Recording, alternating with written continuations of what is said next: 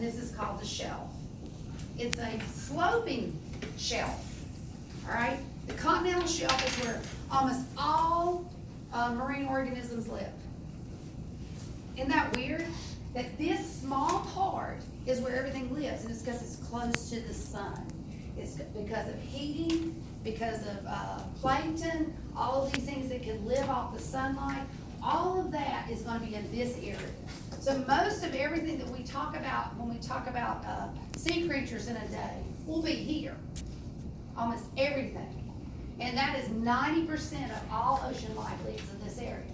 So this shelf can be, half a mile. It can be several miles long. It depends on what's going on inside the continent. Over here on the East Coast, ours is gently sloping out.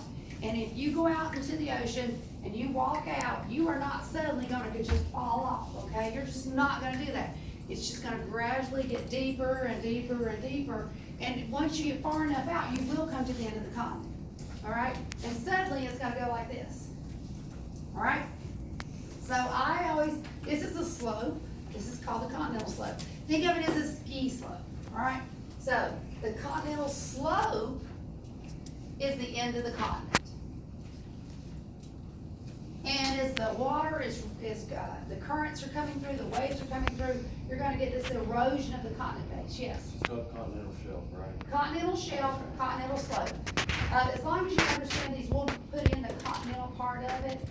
I want to get the basics down, and then we'll add the continental part in when we do our definition. Okay? So shelf, slope, and then we're going to have this erosion of the continent. So what happens, what do we call when we take a rock and we break it down through weathering and erosion? What do we get? What is that? Sediment. Good. So down here we have a sediment base. So take your pencil, make your little marks. This is called the continental rise. R-I-S-E. It's nothing more than a buildup of sediment. So here you have the three parts that encompasses continental edge. Your shelf, your slope, and your rise. So then we're going to have other parts of the ocean basin. Do you remember, most of you thought it was flat, and you're right. Almost all the ocean floor is this flat, non-existent, just nothingness. So when I think of the word nothingness, I think of the abyss. Think of an abyss. It just goes on forever and ever. This is the abyssal plain, okay? So the abyssal plain is what most of the ocean floor looks like. Super flat, okay? And it goes on and on and on and on and on and on and on, and there's nothing there. And, we talked about, airplanes that have disappeared and we haven't found them. I mean, they're somewhere out on this abyssal plain, and we just have not mapped everything yet.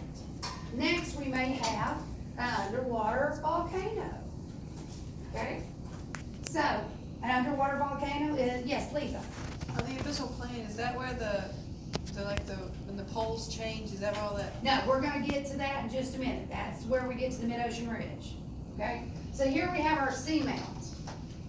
So the seamount, if we had an area of a hot spot, like Hawaii, when we looked about it in plate tectonics, this is an underwater volcano. When it crests up here, it starts becoming an island. So this is probably a hot spot in plate tectonics. And as Lisa said, we're going to end up having another area when we move over here where the crust is actually spreading. And this is our mid-ocean ridge. Okay? This is where crust is created, and it's actually spreading. In the middle of the Atlantic, we have this. We're not going to see this in the middle of the Pacific. There are other divergent boundaries, but the mid-ocean ridge is here. And then when you get over towards this other continent, let's just say this is California maybe, and suddenly the plate is slipping below the continental base, and we're going to get an ocean trench. All right? Sorry about my handwriting, but my hand is still damaged. So the deep ocean trench is a V-shaped valley on the ocean floor. And if you remember from subduction, you had your two plates coming together. And this is ocean, This is continental, and it's gonna dive underneath it, and there's gonna be this V-shaped area. The deepest trench in the world is the Marianas Trench. And the very deepest part of that we have discovered is called Challenger Deep. We have been down there. We've sent a couple of submarines down there. We don't know a whole lot other than it's really dark and it's cold and the pressures are unreal. And the animals, for instance, like this cute little critter over here, my class built an ocean trench in the classroom last year. So animals as colorful as this will exist in the trenches. Probably not this dynamic, but they have lots of bioluminescence that allows them to live. And therefore the little fish are going, oh wow, there's light. And it eats it, okay? Because the minute it flies, it goes into the tentacles, it's gonna stun it. This is a Dumbo jellyfish that we left up from last year. So these type creatures that are practically blind, that live off of not oxygen, but methane. Because on this, down in this ocean trench, it's gonna be so deep that you're gonna have these thermal vents that are like tiny volcanoes that release methane, okay? That is what is so different. And we talked about just a minute ago that our planet is special because it has liquid water. And y'all were saying, what about oxygen? I was like, well, we have creatures here that don't need oxygen.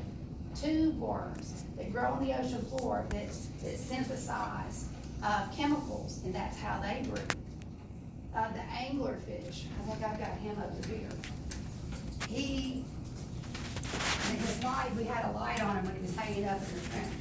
He has a light that dangles in front of his face, and the fish will actually go into here, and then he just chomps on it, because he can't see. I mean, look at how large his eyes are, but he really can't see. He feeds because of this little light that hangs in front of his mouth.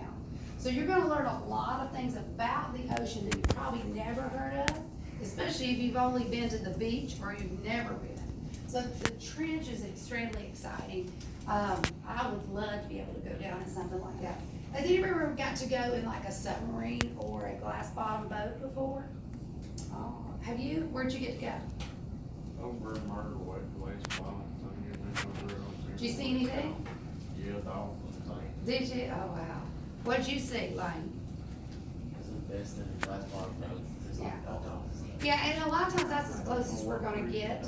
But I long to be able to go see these things, you know, and we'll get to see some movies. I wanna do a virtual reality experiment with you next week. I'm borrowing, some headsets for you, so you will actually get to see the ocean floor. So any questions, about some of the features you've seen?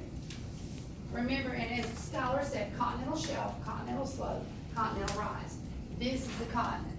This is the ocean floor. Okay, one last question, then I'll take yours. What is the ocean floor made of? Basalt. You get a prize. Okay, all right, Lisa, do you have a question? Okay, how deep do the whales and stuff show up? Cause I know they don't Oh, go in whales are trench. mammals, so they can dive deep and stay under, but they're gonna be up towards they're gonna breathe air. They have to come up every 8.5 minutes or so, okay? All right, great question. All right, it is time to leave, so please put those in your notes, and we'll start again tomorrow.